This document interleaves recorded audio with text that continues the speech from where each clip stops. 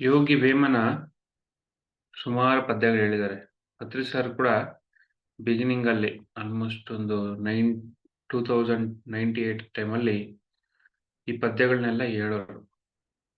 ಅವ್ರು ರೆಕಾರ್ಡ್ ಮಾಡಿದ್ದಾರೆ. ಇವಾಗ ಸಿಗ್ತಾ ನಿಮ್ಗೆ ಯೂಟ್ಯೂಬ್ ಅಲ್ಲಿ ಹೋದ್ರೆ. ಸೊ ಈ ಪದ್ಯಗಳನ್ನ ಚೆನ್ನಾಗಿ ಅರ್ಥ ಮಾಡ್ಕೋಬೇಕು ನಾವು. ಯಾಕಂದ್ರೆ ಎಲ್ಲ ತುಂಬಾ ಆತ್ಮಜ್ಞಾನ ಅಡಗಿದೆ ಅದರಲ್ಲಿ, ಈ ಪದ್ಯಗಳಲ್ಲಿ. ಸೊ ಒಂದ್ 4 ಪದ್ಯಗಳು ಇವತ್ತು ತಿಳ್ಕೊಳ್ಳೋಣ.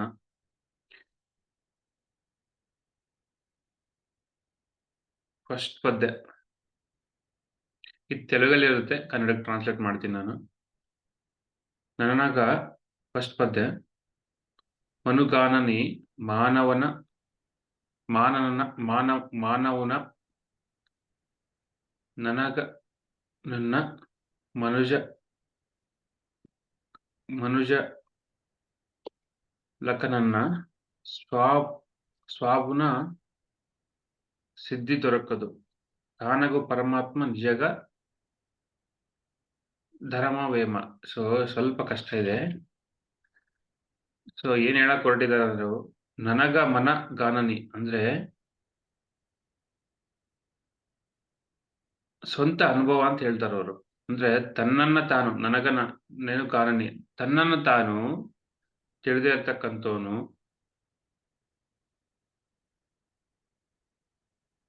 ಸ್ವಾನುಭವ ಸಿದ್ಧಿ ಸಿಗಲ್ಲ ಅಂತ. ಸ್ವಾನುಭವ ಸಿಕ್ಕರೆ ಏನ್ ಸಿಗುತ್ತೆ ಅಂತಂದ್ರೆ ಪರಮಾತ್ಮ ಅಂತ ಅರ್ಥ ಮಾಡ್ಕೊಂತಾರೆ ಅಂತ. ಸೊ ನೋಡಿ, ಮನುಗಾನನಿ ಅಂದ್ರೆ ತನ್ನನ್ನ ತಾನು ಸರಿಯಾಗಿ ಅರ್ಥ ಮಾಡ್ಕೊಂಡಿರ್ತಕ್ಕಂಥವನು ಎಲ್ಲ ಮಾನವನ ನೆನ ನೆನಗ ನನ್ನ ಮನುಜ ಮನುಜಲ ಕನ್ನ ಕನ್ನನ. ನೋಡಿ ಅದೇ ಹೇಳ್ತಾರೆ, ಈ ಮನುಷ್ಯರು ಏನ್ ಮಾಡ್ತಿದ್ದಾರೆ, ತಮ್ಮನ್ನ ತಾವು ಅರ್ಥ ಮಾಡ್ಕೊಳಲ್ಲ. ಸ್ವಂತ ಅನುಭವ ಇಲ್ಲ. ಸ್ವಂತ ಅನುಭವ ಇಲ್ದಾನೆ ಆ ಸ್ವಂತ ಅನುಭವ ಏನ್ ಕೊಡುತ್ತಂದ್ರೆ ಪರಮಾತ್ಮ ನಿಜಗ ಧರ್ಮವೇಮ ಅಂತ ಹೇಳ್ತಾರೆ ಮುಂದೆ ಅವರು. ಅಂದ್ರೆ ತನ್ನನ್ನು ತಾನು ಅರ್ಥ ಮಾಡ್ಕೊಳದೆ ಈ ಮನುಷ್ಯರು ಏನ್ ಮಾಡ್ತಿದ್ದಾರೆ, ಎಲ್ಲ ಹುಡುಕ್ತಾ ಇದ್ದಾರೆ. ತನ್ನಂತಾನು ಅರ್ಥ ಮಾಡ್ಕೊಳಲ್ಲ. ತಾನೇನಂತ ಗೊತ್ತಿಲ್ಲ. ತಾನೇನಂತ ಗೊತ್ತಿಲ್ಲದೆ ಆ ಒಂದು ಸ್ವಂತ ಅನುಭವ ಇಲ್ಲ. ಅದನ್ನ ಹೇಳ್ತಾರೆ ಮುಂದೆ ಅವರು. ಮಾನವನ ನನಗೂ ನನ್ನ ಮನುಜಲ ಕನ್ನನ ಸ್ವಾನುಭವ ಸಿದ್ಧಿ ದೊರಕದು ತಾನಗು ಪರಮಾತ್ಮ ನಿಜಗ ಧರ್ಮವೇಮ ಅಂತ ಹೇಳ್ತಾರೆ ಅವರು. ನೋಡಿ ಮಾಸ್ಟರ್ಸ್ ಎಷ್ಟು ಅದ್ಭುತವಾಗಿದೆ ಅಂದ್ರೆ. ಸೊ ಅದೇ ನಾವು ಅರ್ಥ ಮಾಡ್ಕೋಬೇಕು. ಏನಪ್ಪಾ ಅಂತಂದ್ರೆ ನೋಡಿ, ಅದೇ ಹೇಳ್ತಾರೆ, ತನ್ನ ತಾನು ಕಾಣ್ದನೆ ಈ ಮನುಷ್ಯ ಏನ್ ಮಾಡ್ತಿದ್ದಾರೆ, ಹುಡುಕ್ತಾ ಇದ್ದಾನೆ. ತನ್ನೊಳಗೆ ಎಲ್ಲ ಇದೆ, ತನ್ನನ್ನು ತಾನು ಅರ್ಥ ಮಾಡ್ಕೊಂತಿಲ್ಲ. ತನ್ನನ್ನು ತಾನು ಸರಿಯಾಗಿ ನೋಡ್ತಾ ಇಲ್ಲ. ಏನು ನಾನು, ಯಾಕೆ ಬಂದೆ, ನಾನು ಏನು ಈ ದೇಹನೇ ಅನ್ಕೊಂಡಿದ್ದಾನೆ. ಬರೀ ದುಡ್ಡು ದುಡ್ಡು ದುಡ್ಡು ಅಂತ ಓಡಾಡ್ತಿದ್ದಾನೆ. ಅದು ಬೇಕು ಇದು ಬೇಕಂತ ಓಡಾಡ್ತಿದ್ದಾನೆ. ಸ್ವಂತ ಅನುಭವ ಇಲ್ಲ. ಎಲ್ಲ ಪಾಂಡಿತ್ಯಗಳಿದಾವೆ, ಎಲ್ಲ ಯೂನಿವರ್ಸಿಟಿಗಳಿದಾವೆ, ಕಾಲೇಜುಗಳಿದಾವೆ, ಸಾವಿರಾರು ಬುಕ್ಸ್ ಓದ್ತಾರೆ. ಎದಕ್ ಬಂತು? ನಿನ್ನನ್ನ ನೀನ್ ಕಾಣ ಸ್ವಾನುಭವ ಸಿದ್ಧಿ ದೊರಕದು ತಾನಾಗೂ ಪರಮಾತ್ಮ ನಿಜಗ ಧರ್ಮವೇಮ ಅಂತ ಹೇಳ್ತಾರೆ ನೋಡಿ. ಸ್ವಂತ ಅನುಭವ ಇಲ್ಲ. ಏನು ಸ್ವಂತ ಅನುಭವ? ಅನುಭವ ಅಂದ್ರೇನು? ಅನುಭವ ಅಂದ್ರೇನು? ಧ್ಯಾನಕ್ಕೆ ಪೂರ್ತಿ ನಾವು ಧ್ಯಾನದಿಂದ ಏನ್ ಕೇಳ್ಕೊಂಡ್ವಿ ನಾವು? ಆ ಅನುಭವ ಬಂತು. ಧ್ಯಾನದಿಂದ ಏನ್ ಅನುಭವ ಬಂತು? ನಾನು ಆತ್ಮ ಅಂತಕ್ಕಂಥ ಅನುಭವ ಬಂತು. ಯಾವಾಗ ಆತ್ಮ ಅಂತ ಗೊತ್ತಾಗುತ್ತೆ, ಆತ್ಮನೇ ಪರಮಾತ್ಮ. ಅದೇ ಹೇಳ್ತಾರೆ, ಸ್ವಾನುಭವ ಸಿದ್ಧಿ ದೊರಕದು ತನಗೂ ಪರಮಾತ್ಮ ನಿಜಗ ಧರ್ಮವೇಮ ಅಂತ ಹೇಳ್ತಾರೆ ನೋಡಿ. ಅಂದ್ರೆ ಸ್ವಾನುಭವ ಸಿದ್ಧಿ ದೊರಕದು ಅಂದ್ರೆ ಸ್ವಾನುಭವ ಅಂತಕ್ಕಂಥ ಸಿದ್ಧಿ ಸಿಗಲ್ಲ. ಅದೇ ಸಿದ್ಧಿ, ನಿಜವಾದ ಸಿದ್ಧಿ. ಏನು ಸಿದ್ಧಿ ಅದು? ನಾನೇ ಆತ್ಮ ಪದಾರ್ಥ ಅಂತ ಗೊತ್ತಾಗುತ್ತೆ ಸ್ವಂತ ಅನುಭವದಿಂದ. ಸ್ವಂತ ಅನುಭವ ಅಂದ್ರೆ ಸ್ವಂತ ಸಾಧನೆಯಿಂದ. ನಾವೆಲ್ಲ ಏನ್ ಮಾಡಿದ್ವಿ? ಪಾಠಗಳೆಲ್ಲ ಕೇಳಿದ್ವಿ, ಶ್ರವಣ ಮಾಡಿದ್ವಿ, ಎಲ್ಲಾ ಕಡೆ ಕೇಳಿದ್ವಿ, ಅದು ಇದು ಇದು ಇದು, ಆಮೇಲೆ ಬುಕ್ಸ್ ಓದ್ವಿ. ಬಟ್ ನಮಗೆ ನಾನೇ ಆತ್ಮ ಅಂತ ಗೊತ್ತಾಯ್ತಾ? ಅಸಂಭವ, ಗೊತ್ತಾಗಲ್ಲ. ಯಾವಾಗ ಗೊತ್ತಾಗುತ್ತೆ ಅಂತಂದ್ರೆ, ನಾನು ಯಾವಾಗ ಆ ಶ್ವಾಸವನ್ನ ಗಮನಿಸ್ತೀನಿ, ಆ ಧ್ಯಾನ ಪ್ರಾರಂಭ ಮಾಡ್ತೀನಿ, ಅವಾಗ ಸ್ವಂತ ಅನುಭವ ಬರುತ್ತೆ. ಅದಕ್ಕೆ ಹೇಳ್ತಾರೆ, ಸ್ವಾನುಭವ ಸಿದ್ಧಿ ದೊರಕದು ತಾನಗೂ ಪರಮಾತ್ಮ ನಿಜಗ ಧರ್ಮವೇಮ. ನೋಡಿ, ಪರಮಾತ್ಮ ನೀನು ಯಾವತ್ತು ನಿಜ, ಅದು ನಿಜವಾದದ್ದು ಪರಮಾತ್ಮ ನೀನು. ಬಟ್ ಅನುಭವ ಇಲ್ಲ ನಿನಗೆ. ಅನುಭವ ಇಲ್ಲದೆ ಏನ್ ಮಾಡ್ತಿದೀಯಾ, ದುಃಖದಲ್ಲಿದೀಯಾ ನೀನು. ಯಾವ್ದು ಅನುಭವ ಕೊಡುತ್ತಂದ್ರೆ ಧ್ಯಾನನೇ ಅನುಭವ ಕೊಡುತ್ತೆ. ಧ್ಯಾನದಿಂದ ಜ್ಞಾನ, ಜ್ಞಾನದಿಂದ ಮುಕ್ತಿ. ಅದಕ್ಕೆ ಹೇಳೋದು ಸರ್. ಸೊ ಮಾಸ್ಟರ್ಸ್ ಎಲ್ಲ ಯೋಗಿಗಳು ಇದೇ ಹೇಳೋದು, ಅನುಭವ ಬೇಕು, ಅನುಭವನೇ ಜ್ಞಾನ. ಸೊ ಸ್ವಂತ ಅನುಭವ ಇಲ್ಲದೆ ನಿಜವಾದ ಸತ್ಯ, ಪರಮಾತ್ಮ ಅಂತಕ್ಕಂಥ ಸತ್ಯ ಗೊತ್ತಾಗ್ತಿಲ್ಲ ಅಂತ ಹೇಳ್ತಾರೆ. ಅವರೇ ಹೇಳೋದು, ಸ್ವಾನುಭವ ಸಿದ್ಧಿ ದೊರಕದು ತನಗೂ ಪರಮಾತ್ಮ ನಿಜಗ ಧರ್ಮವೇಮ ಅಂತ ಹೇಳ್ತಾರೆ ಅವ್ರು. ನೋಡಿ, ನೆಕ್ಸ್ಟ್ ಇನ್ನೊಂದು ಪದ್ಯಕ್ಕೆ ಹೋಗೋಣ. ಗಾಲಿಲೋನಿ ಪುಟ್ಟಿ. ನೋಡಿ, ಇದೆ ಇವತ್ತು ಎಲ್ಲಾ ಯೋಗಿಗಳು ಹೇಳೋದ್ರಿಂದ ಒಂದೇ, ಎಲ್ಲಾ ಕಡೆ ಸತ್ಯ ಒಂದೇ ಇರೋದು. గాలిలోని పుట్టి గాలిలోని పెరిగి గాలిలోని మరణ మెలుగలేరు, ಮುಕ್ಕುಲೋಲಿ ಗಾಳಿ ಮುಕ್ತಿಗೆ ಮರಿ ದಾರೆಯ ವಿಶ್ವದಾಭಿರಾಮ ವಿನುರವೇಮ. ನೋಡಿ, ಗಾಲಿಲೋನಿ ಪುಟ್ಟಿ, ಗಾಳಿನಿಂದನೇ ಹುಟ್ತೀವಿ ನಾವು. ತಾಯಿ ಗರ್ಭದಲ್ಲಿದ್ದಾಗ ಚೆಕ್ ಮಾಡ್ತಾ ಇರ್ತಾರೆ ಉಸಿರಾಡುತ್ತಾ ಇಲ್ಲ ಮಗು ಅಂತ. ತಿಂಗಳ ಸ್ಕ್ಯಾನಿಂಗ್ ಹೋದಾಗ ಗಾಳಿಲೋನಿ ಪುಟ್ಟಿ, ಗಾಳಿಯಿಂದನೇ ಹುಟ್ಟೋದು ನಾವು. ಗಾಳಿಲೋನಿ ಪೆರಗಿ, ಉಸಿರಾಡ್ತಿದ್ದಿಲ್ಲ ಅಂದ್ರೆ ಏನಂತಾರೆ, ಮಗು ಬಾಡಿ ಹೋಗ್ಬಿಟ್ಟಿದೆ, ಮಗು ತೀರೋಗಿದೆ ಅಂತಾರೆ. ಚೆಕ್ ಮಾಡ್ತಿರ್ತಾರೆ, ಹಾರ್ಟ್ ಬೀಟ್ ಇದೆಯಲ್ಲ ಇಲ್ಲಿ ಅಂತ. ಅಂದ್ರೆ ಗಾಳಿ ತಗಂತಿದ್ಯಾ ಇಲ್ಲ, ಉಸಿರಾಡ್ತಿದ್ಯಾ, ಲಂಗ್ಸ್ ವರ್ಕ್ ಆಗೋದಿಲ್ಲ ಅಂದ್ರೆ ಗಾಳಿಂದಾನೇ ಹುಟ್ಟುತ್ತೀವಿ ನಾವು. ಗಾಳಿನೇ ಮೇನು. ಗಾಳಿ ಅಂದ್ರೆ ಅದೇ ಉಸಿರಾಟ. ಗಾಳಿಲೋನಿ ಪುಟ್ಟಿ ಗಾಳಿಲೋನಿ ಪೆರಗಿ. ನೋಡಿ, ಆ ಗಾಳಿಯಿಂದನೇ ದೊಡ್ಡರಾಗ್ತೀವಿ ನಾವು. ಉಸಿರಾಟ ಯಾವಾಗ್ಲೂ ಬೇಕೇ ಬೇಕು. ಈ ದೇಹಕ್ಕೆ ಪಂಚಭೂತಗಳಿಂದ ರೆಡಿ ಆಗಿದೆಯಲ್ಲ, ಈ ದೇಹಕ್ಕೆ ಯಾವಾಗ್ಲೂ ಉಸಿರಾಟ ಬೇಕು. ಉಸಿರಾಟ ಇಲ್ಲ ಅಂದ್ರೆ ಸಾಧ್ಯನೇ ಇಲ್ಲ. ಅದೇ ಹೇಳ್ತಾರೆ ಗಾಳಿಲೋನಿ ಪೆರಗಿ, ಅಂದ್ರೆ ಗಾಳಿಯಲ್ಲೇ ನಾವು ಬೆಳಿತೀವಿ. ಗಾಳಿ ತಗೊಂಡೇ ಬೆಳಿತೀವಿ ನಾವು. ಈ ಸೃಷ್ಟಿಯಲ್ಲಿ ಯಾವಾಗ್ಲಿ ಈ ಈ ಪ್ರಕೃತಿನಲ್ಲಿ ಗಾಳಿ ತುಂಬಿದೆ. ಆ ಗಾಳಿಯ ಜೊತೆನೆ ನಾವು ಬೆಳಿತೀವಿ. ಪಂಚಭೂತಗಳಲ್ಲಿ ಮೇನ್ ಗಾಳಿನೇ. ಗಾಳಿಯಿಂದನೇ ಹುಟ್ತೀವಿ. ಗಾಳಿಲೋನಿ ಪೆರಗಿ, ಗಾಳಿ ಜೊತೆನೆ ಬೆಳಿತೀವಿ ನಾವು. ಗಾಳಿಲೋನಿ ಮರಣ ಮೆಲುಗಲೇರು. ನೋಡಿ, ಅಂದ್ರೆ ಆ ಗಾಳಿ ಹೋದ್ರೆ ನಾವು ಈ ದೇಹ ಬಿಟ್ಟಂಗೆ. ಅಂದ್ರೆ ಉಸಿರಾಟ ಹೋದ್ರೆ ಆ ದೇಹ ಬಿಟ್ಟಂಗೆ. ಅದಾದ್ಮೇಲೆ ಗಾಳಿ ಇಲ್ದೇನೆ ಮರಣ ಬರುತ್ತೆ. ಗಾಳಿ ಇಲ್ಲಂದ್ರೆ ಮರಣ ಮೆಲುಗಲೇರು. ನೋಡಿ, ಗಾಳಿ ಬೇಕೇ ಬೇಕು. ಅದು ಫಂಡಮೆಂಟಲ್. ಅದು ಗಾಳಿಯಿಂದಾನೇ ಹುಡ್ತೀವಿ, ಗಾಳಿಯಿಂದಾನೇ ಬೆಳಿತೀವಿ. ಗಾಳಿ ಇಲ್ದೇನೆ ತೀರೋಗ್ತೀವಿ. ಅಥವಾ ಗಾಳಿಯಲ್ಲಿಯೂ ಕೂಡ ಲೀನ ಆಗ್ತೀವಿ ನಾವು ದೇಹ ಬಿಟ್ಟಾಗ. ಆತ್ಮ ಎಲ್ಲಿ ಲೀನ ಆಗುತ್ತೆ ಅಂದ್ರೆ ಈ ಸೃಷ್ಟಿಯಲ್ಲಿ ಲೀನ ಆಗುತ್ತೆ, ಬ್ರಹ್ಮಾಂಡದಲ್ಲಿ ಲೀನ ಆಗುತ್ತೆ. ಬ್ರಹ್ಮಾಂಡ ಎಲ್ಲ ಗಾಳಿ ತುಂಬಿದೆ. ಸೊ ಅದಕ್ಕೆ ಮುಂದೆ ಹೇಳ್ತಾರೆ ನೋಡಿ ಅಂತ ಅದ್ಭುತವಾಗಿ, ಮುಕ್ಕುಲೋನಿ ಗಾಳಿ ಮುಕ್ತಿಕಿ ಮರಿದಾರೆಯ ವಿಶ್ವದಾಭಿರಾಮ ವಿನುರವಿಮ. ನೋಡಿ, ಮುಕ್ಕುಲೋನಿ ಗಾಳಿ ಮುಕ್ತಿಕಿ ದಾರಿ ಅಂತ ಹೇಳಿದ್ರು ಅವ್ರು. ಇಂತ ಅದ್ಭುತವಾಗಿ ಹೇಳಿದ್ರು. ಇದನ್ನೇ ಹೇಳಿದ್ರು ಸರ್ವಜ್ಞರು ಕೂಡ. ಇದೇ ಭಗವದ್ಗೀತೆ ಹೇಳುತ್ತೆ, ನಾಸಿಕಾಗ್ರ ಗಮನಿಸು. ನಾಸಿಕಾಗ್ರದ ದಿಟ್ಟಿ ಜಗದಕ್ಕೂ ಸರ್ವಜ್ಞ, ಜಗದೀಶ ತಾನಕ್ಕೂ ಸರ್ವಜ್ಞ ಅಂತಾನೆ ಹೇಳ್ತಾರೆ ಸರ್ವಜ್ಞರು. ನೋಡಿ, ಇದೇ ಹೇಳೋದು. ಇವ್ರೇನ್ ಹೇಳ್ತಾರೆ, ಗಾಳಿಂದಾನೇ ಹುಡ್ತೀಯ, ಗಾಳಿಂದಾನೇ ಬೆಳಿತೀಯ. ಗಾಳಿ ಇಲ್ದೆ ದೇಹ ಬಿಡ್ತೀವಿ, ಮತ್ತೆ ಗಾಳಿಲೇ ಲೀನ್ ಆಗ್ತೀವಿ. ಮುಕ್ಕುಲೋನಿ ಗಾಳಿ ಮುಕ್ತಿಗೆ ಮರಿದಾರೆಯ ಅಂತ ಹೇಳ್ತಾರೆ. ನೋಡಿ, ಮುಗಿಲಿನಲ್ಲಿರ್ತಕ್ಕಂಥ ಗಾಳಿನೇ ಮುಕ್ತಿಗೆ ದಾರಿ. ನೋಡಿ, ಎಲ್ಲ ಕಡೆ ಒಂದೇ ಸತ್ಯ. ಅದೇ ವಿಸ್ತೃತವಾಗಿ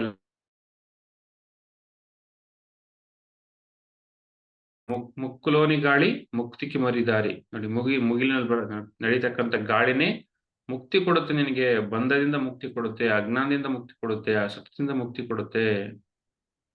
ನೋಡಿ, ಈ ಎಷ್ಟು ಸರಳವಾಗಿ ಸ್ಪಷ್ಟವಾಗಿ ಯಾವತ್ತೋ ಹೇಳಿದಾರೆ ಅವರು. ವೇಮನರು ಕೂಡ ಆಲ್ಮೋಸ್ಟ್ ಒಂದು 500-600 ವರ್ಷದಿಂದ ಇದ್ದವರು ಅವರು.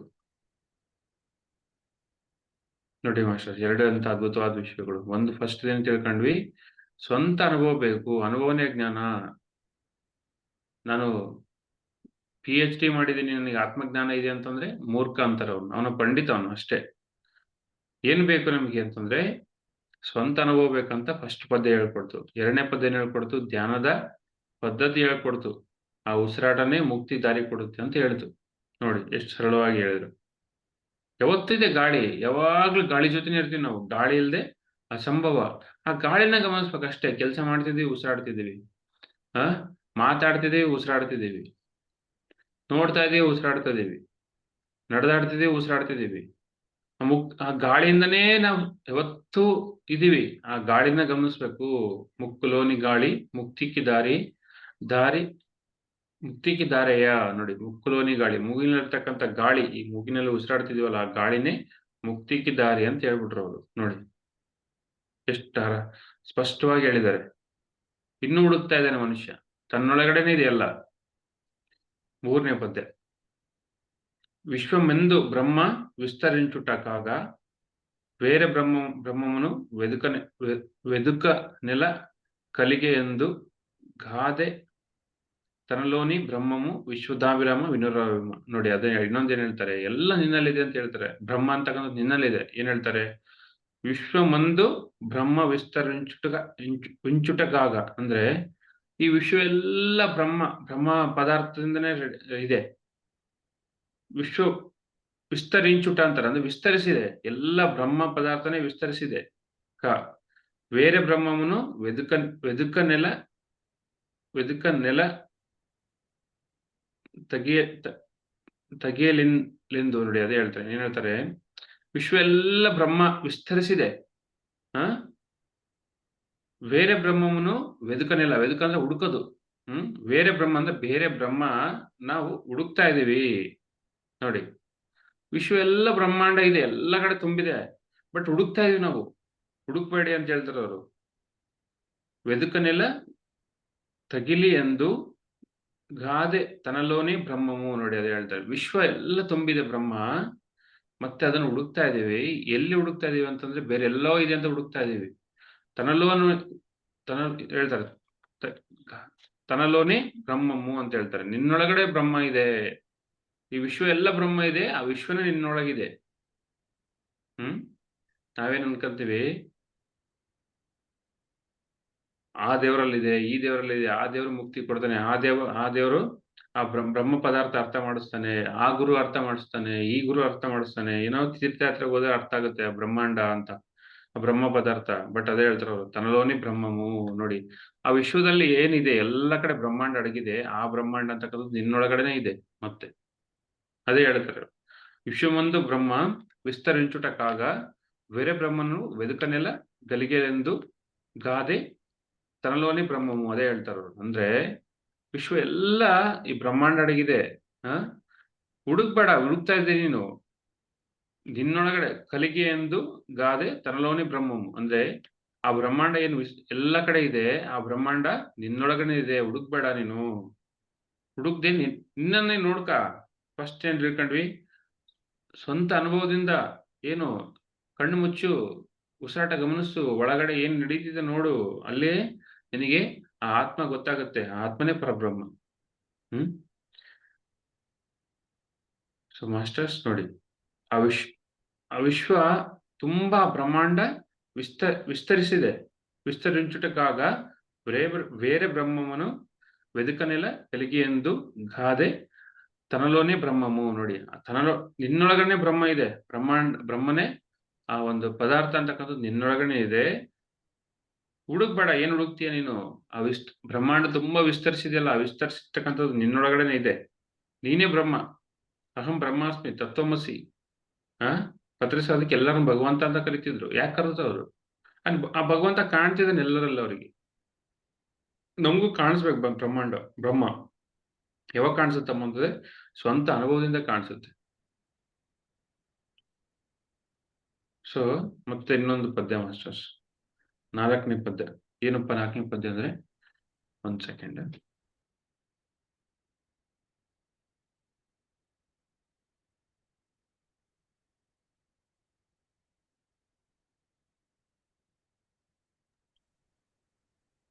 ಇನ್ನೊಂದು ಪದ್ಯ ಮಾಸ್ಟರ್ಸ್.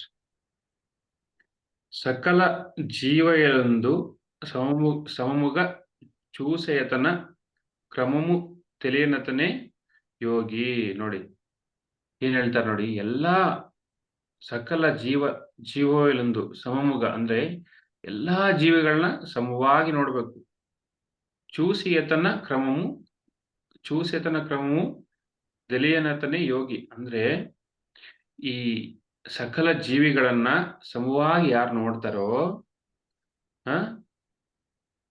ಅವನೇ ಆ ಸಮವಾಗಿ ನೋಡ್ತಕ್ಕಂತ ಒಂದು ಜ್ಞಾನ చూసి యతన ಕ್ರಮము ತಿಳಿಯನತನೇ ಯೋಗಿ. ಅಂದ್ರೆ ಯಾರಿಗೆ ಈ ಸಮವಾಗಿ ಎಲ್ಲಾ ಜೀವಿಗಳನ್ನ, ಎಲ್ಲಾ ಜೀವರಾಶಿಗಳಿದಾವೆ, ಅವನ್ನೆಲ್ಲ ಸಮವಾಗಿ ನೋಡ್ಬೇಕು. ಅವನೇ ಯೋಗಿ. ಯಾರಿಗ್ ಗೊತ್ತಿದೆ చూసి యతನ ಕ್ರಮము ತಿಳಿಯನತನೇ ಯೋಗಿ. ಅಂದ್ರೆ ಈ ನಾವು ಎಲ್ಲಾ ಜೀವಿಗಳ ಜೊತೆ ಬದುಕ್ತಿದೀವಿ. ಆ ಜೀವಿಗಳನ್ನ ಸಮವಾಗಿ ನೋಡ್ಬೇಕು. ಇವಾಗ ನೋಡಿ, ಈ ಅಜ್ಞಾನದಿಂದ ಏನ್ ಮಾತಾಡ್ತಿರ್ತಾರೆ, ಪ್ರಾಣಿಗಳು ನಮಗೋಸ್ಕರ ಹುಟ್ಟಿದಾವೆ ಅವ್ನ್ ತಿನ್ನಕ್ಕೆ. ನಾವು ತಿನ್ಬೇಕು, ಅವು ನಮಗೋಸ್ಕರ ಹುಟ್ಟಿದಾವೆ ಅಂತ ಹೇಳ್ತಾನೆ. ಮೂರ್ಖರು ಹೇಳ್ತಾ ಇರ್ತಾರೆ. ಬಟ್ ಅದಲ್ಲ, ಅವನು ಯೋಗಿ ಅಲ್ಲ, ಅವನು ಅಜ್ಞಾನಿ ಅಂತ ಹೇಳ್ತಾನ ವೇಮನ್ರು. ಅಂದ್ರೆ ಎಲ್ಲಾ ಜೀವಿಗಳನ್ನ ಸಮವಾಗಿ ನೋಡ್ಬೇಕು ನಾವು. ಪ್ರತಿ ಜೀವಿ ಕೂಡ ನಂತರನೇ ಒಂದು ಕೆಲ್ಸಕ್ಕೆ ಬಂದಿದೆ, ಪರ್ಪಸ್ ಬಂದಿದೆ. ಅದು ಕೂಡ ಬೆಳೆಯಕ್ಕೆ ಬಂದಿದೆ ಭೂಮಿ ಮೇಲೆ. ಅದಕ್ಕೂ ಕೂಡ ಬದುಕ ಒಂದು ಹಕ್ಕಿದೆ. ಈ ಒಂದು ವಿಷಯನ್ನ ಯಾರು ತಿಳ್ಕೊಂಡಿದ್ದಾನೆ ಅವನೇ ಯೋಗಿ ಅಂತ ಹೇಳ್ತಾರೆ ಅವ್ರು. ನಾನು ಧ್ಯಾನ ಮಾಡ್ತೀನಿ ಸರ್, ಮಾಂಸ ತಿಂತೀನಿ ಅಂತಾರೆ.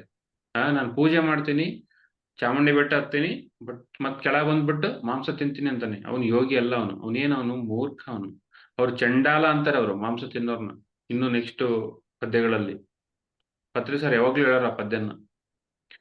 ಸಕಲ ಜೀವಿಯಲ್ಲೊಂದು ಸಮೂಗ చూసి యతన ಕ್ರಮము ತಿಳಿಯನತನೇ ಯೋಗಿ. ಅಂದ್ರೆ ಎಲ್ಲಾ ಜೀವಿಗಳನ್ನ, ಎಲ್ಲಾ ಈ ಒಂದು ನಾವೇನ್ ಹೇಳ್ತೀವಿ, ಪ್ರಾಣಿ ಪಕ್ಷಿಗಳಿದಾವೆ, 84,000 ಕೋಟಿ ಏನ್ ಹೇಳ್ತೀವಲ್ಲ, ಜೀವರಾಶಿಗಳಿದಾವಲ್ಲ, ಅವನ್ನೆಲ್ಲ ಸಮವಾಗಿ ನೋಡ್ಬೇಕು.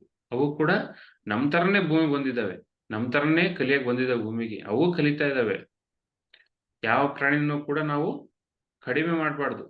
ನಾನ್ ದೊಡ್ಡನು ಮನುಷ್ಯ, ಆ ಪ್ರಾಣಿಗಳು ನಮಗೋಸ್ಕರ ಬಂದಿದ್ದಾವೆ ಅಂತ ಅವನ್ನ ಕಿತ್ತು ಹೋಗ್ತಾ ಇರುತ್ತೆ ಆ ಪ್ರಾಣಿನ. ಎಳ್ಕೊಂಡ್ ಬಂದು ಕತ್ತು ಕುಯ್ದು ಮನುಷ್ಯ ತಿಂತಾನೆ. ಅವನು ಯೋಗಿ ಅಲ್ಲ ಅಂತ ಹೇಳ್ತಾರೆ ಅವರು. ಅವನು ಮೂರ್ಖನೇ, ಅವನು ಚಂಡಾಲ ಅಂತ ಹೇಳ್ತಾರೆ ಇನ್ನೊಂದು ಪದ್ಯದಲ್ಲಿ ಅವರು. ನೀವೇ ಎನ್ನುಟ ನನ್ನದು ಕಾದಯ್ಯ. ಅಂದ್ರೆ ಅವರು ನೀನೇ ಶ್ರೇಷ್ಠ ಅಂತ ಅನ್ಕೋಬೇಡ, ಅದು ಅಲ್ಲ, ತಪ್ಪು. ಕಾದಯ್ಯ ಅಂತ ಹೇಳ್ತಾರೆ, ಅದು ಅನ್ಕೋಬೇಡ ನೀನು. ಎಲ್ಲಾ ಜೀವರಾಶಿಗಳು ಕೂಡ ಸಮವಾಗಿದ್ದಾವೆ. ಎಲ್ಲಾ ಜೀವರಾಶಿಗಳು ಕೂಡ ಸಮವಾಗಿ ನೋಡ್ಬೇಕು. ಯಾಕಂದ್ರೆ ಅದು ಕೂಡ ಆತ್ಮ ಪದಾರ್ಥ. ಆ ಜೀವಿ ಕೂಡ ಆತ್ಮ ಪದಾರ್ಥ, ನೀನು ಕೂಡ ಆತ್ಮ ಪದಾರ್ಥ. ನೀನೇ ಶ್ರೇಷ್ಠ ಅಲ್ಲ. ನೀನು ಕೂಡ ಕಲಿಯಕ್ ಬಂದಿದ್ದೀನಿ. ನೀನೇ ಶಾಶ್ವತವಾಗಿರಲ್ಲ. ನಿನಗೊಂದು ದೇಹ ಇದೆ, ಅದಕ್ಕೊಂದು ದೇಹ ಇದೆ. ಅಲ್ಲಿ ಕೂಡ ಆತ್ಮ ಇದೆ, ಇಲ್ಲಿ ಕೂಡ ಆತ್ಮ ಇದೆ. ಈ ದೇಹದಲ್ಲಿ ಒಂದು ಆತ್ಮ ಇದೆ. ನನ್ನೊಳಗಿನ ಆತ್ಮ ಇದೆ, ಆ ಒಂದು ಜೀವಿಯಲ್ಲಿ ಕೂಡ ಅದೇ ಆತ್ಮ ಇದೆ. ಅದು ಕೂಡ ಬೆಳೀತಾ ಇದೆ, ಕಲಿತಾ ಇದೆ. ಅದೇ ಹೇಳೋದವ್ರು, ಎಲ್ಲಾ ಜೀವಿಗಳನ್ನ ಯಾರು ಸಮವಾಗಿ ನೋಡ್ತಾರೋ ಅವನೇ ಯೋಗಿ. ನೋಡಿ ಅಷ್ಟ. ಯಾರು ಸಮವಾಗಿ ನೋಡಲ್ಲ ಅವನು ಅಜ್ಞಾನಿ, ಅವನು ಮೂರ್ಖ, ಅವನು ಚಂಡಾಲ ಅವನು ಅಂತ ಹೇಳ್ತಾರ ಅವರು. ವಿಶ್ವದಾಭಿರಾಮ ವಿನುರವೇಮ. ಇವ್ರಿಗೆ ಕೊನೆಯ ಪದ್ಯದಲ್ಲಿ ವಿಶ್ವದಾಭಿರಾಮ ವಿನುರವೇಮ ಅಂತ ಇರುತ್ತೆ. ವಿಶ್ವ ಅಂತಂದ್ರೆ ಸ್ತ್ರೀ, ರಾಮ ಅಂದ್ರೆ ಪುರುಷ. ಆ ಒಂದು ಸ್ತ್ರೀ ತತ್ವ ಅಂತಕ್ಕಂಥದ್ದು ಎಲ್ಲಾ ಕಡೆ ಅಡಗಿದೆ. ಆ ಆತ್ಮ ತತ್ವ, ಒಂದು ಶಕ್ತಿ, ಕಾಸ್ಮಿಕ್ ಎನರ್ಜಿ. ಆ ವಿಶ್ವ ಅಂತಂದ್ರೆ ಧಾಭಿರಾಮ ಅಂತಂದ್ರೆ ಏನಿಲ್ಲ.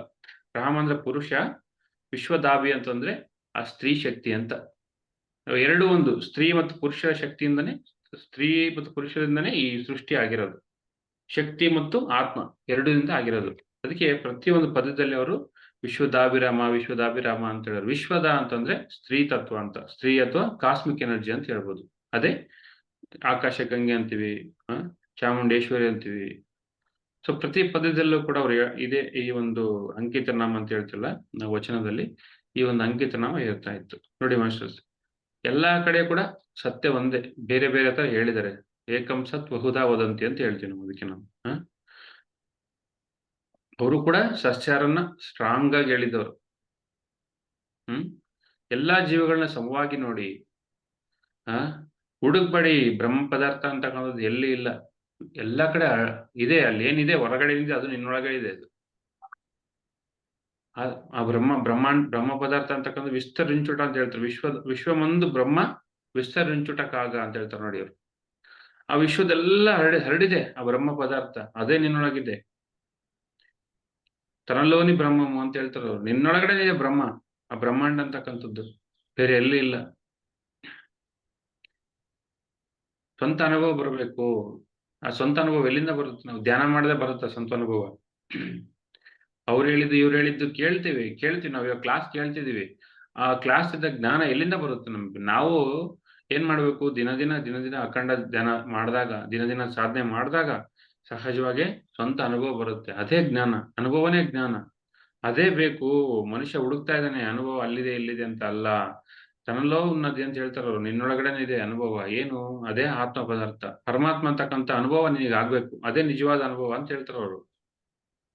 ಮತ್ತಿನ್ನೊಂದು ಧ್ಯಾನ ಪದ್ಧತಿ ಕೂಡ ಹೇಳಿದ್ರು ಅವರು. ಸಹಜವಾಗಿ ಹೇಳಿದ್ರು. ಏನ್ ಹೇಳಿದ್ರು?